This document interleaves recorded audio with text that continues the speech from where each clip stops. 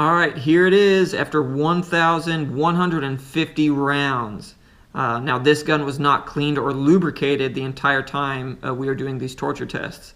The only time I cleaned and lubed it was at the very beginning when I took it out of the box, and then at the very end of the tests. Now, as you saw in the video, I did have malfunctions with it in the water and the mud tests.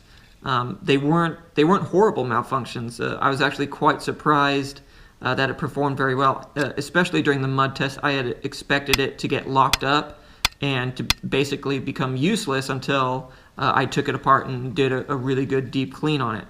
But it still functioned. It had a lot of squib loads, double feeds, failure to extracts, but they weren't malfunctions that would take a lot of time to clear and to get the gun running again. Now, it happened pretty much with every single round, but I was able to shoot, clear the malfunction, shoot, clear the malfunction. So it was still working. It wasn't ideal, but at least now I know that in a pinch, this will still operate in some pretty horrible conditions. Now, during just the regular torture test, you saw I did some drop tests. I did dirt. I put dirt on it. That was actually one of the first tests I did, was to throw dirt on it and get it dirty, and I didn't clean it afterwards. And I just kept shooting, and it kept performing great for me. I actually did not intend for this to be a 1,000-round test. Thought it was going to be a couple hundred before it started having malfunctions. That didn't happen. So I just kept going until I started getting some malfunctions, which even then, it wasn't until the 970th or so round that it actually started to have a couple malfunctions. And even then, they weren't happening very often. So up until the 1,000-round mark, I think I had maybe like 5 malfunctions total, and that was in the last 50 rounds or so.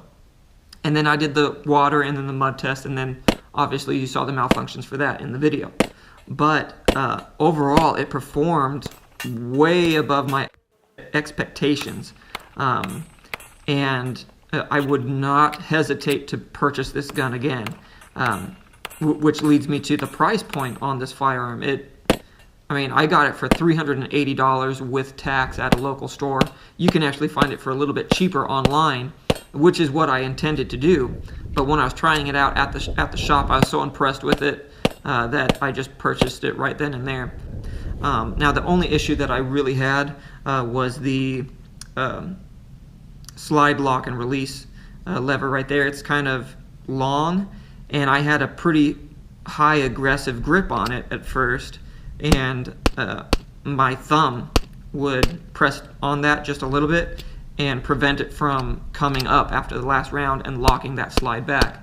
But once I figured out that it was me messing it up, I just brought my grip a little bit lower, adjusted it a little bit. It took me about 5 minutes to figure it out, and then started shooting again and had no issues ever since. So for some of us, we may have to adjust our grip a little bit, which at first I was kind of disappointed, but once I got used to the grip, it wasn't a big deal. And now I have no issues drawing from the holster or anything like that. I have that lower grip, and with these grooves cut out, it actually kind of helps you line up with that lower grip. But yeah, overall, thought it was a great gun. I would not hesitate to buy it again. I really hope they come out with more versions of this, some subcompact and compact versions, because I would love to carry this as a personal concealed carry, and I would not hesitate to use it as a daily personal carry. So that's pretty much it. With the quality and the price that you're getting with this, you really can't go wrong. If you are debating on getting one, stop right now, order it, buy it from your local shop, get it. I promise you, you're not going to regret it. It's an awesome gun. Thanks for watching.